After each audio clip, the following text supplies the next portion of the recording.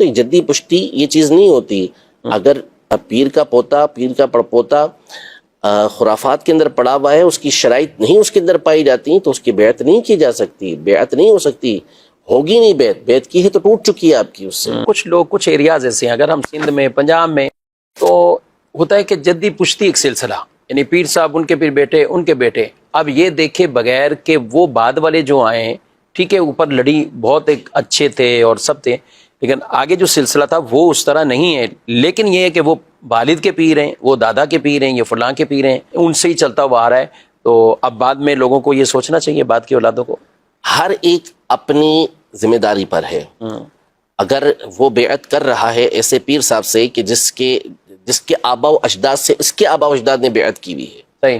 تو اب نیچے آ کے اس کے عقیدے خراب ہو گئے، اس کے نظریات خراب ہو گئے، یا عمل خراب ہوا. وہ خود فاسق مولوی نے، وہ داڑھی منڈا ہے، وہ نمازیں نہیں پڑھتا، وہ پتہ نہیں کیا کیا کر رہا ہوتا ہے. میلے پتہ نہیں کیا کیا، جانوروں کو لڑانا، جانوروں کے مقابلے، اور عجیب قسم گھوڑے نچانا، جی ایسے یعنی کتوں کی اور ریچھ کی یہ لڑائیاں ہو رہی ہیں. آج مرغے لڑ رہے ہیں. بسا اوقات تو یہ محسوس ہوتا ہے کہ یہ کوئی رسم بنی ہوئی ہے، یعنی یہ بیعت کی، یہ ہمارے پیر صاحب ہیں. ہاں ایسے ہی. یعنی جو مقاصد تھے بیعت کے، جو مقاصد تھے اس ارشاد کے، ہدایت کے، وہ سارے مقاصد تو پسے پشت پڑے ہوتے ہیں. ان کا تو کوئی سامنے نظر ہی نہیں آتا کہ جس نے ہدایت دینی تھی، جو مرشد تھا. مرشد کا مطلب ہی رہنمائی کرنے والا ہوتا ہے، تو وہ خود پتہ نہیں کن معاملات کے اندر پڑا ہوا ہوتا ہے، اور یہ لوگ پھر اسی کے پیچھے وہی حرکتیں جو وہ کر رہا ہے، یہ پیچھے وہ حرکتیں کر رہا ہوں. بسا اوقات الرحمن والحفیظ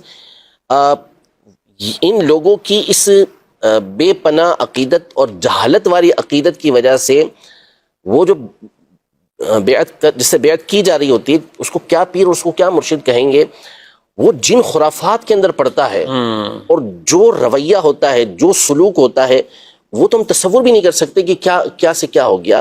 حالانکہ بیعت کا، ارشاد کا جو منصب ہے، یہ گویا کہ نبی پاک صلی اللہ علیہ وسلم کی نیابت ہے.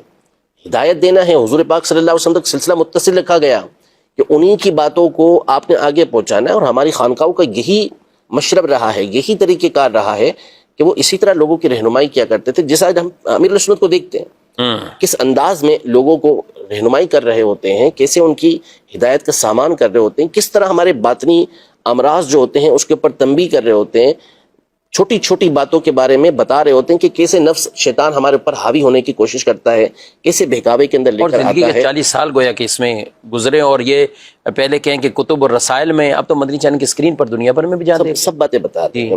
تو اب یہ چیزیں اصل ہوتی ہیں، نہ یہ کہ آپ جن خرافات کے اندر پڑے ہوئے ہیں ان خرافات کو پروموٹ کرنے کے لیے آپ کسی کے پیچھے پڑے ہوئے ہیں. تو یہ جدی پشتی یہ چیز نہیں ہوتی.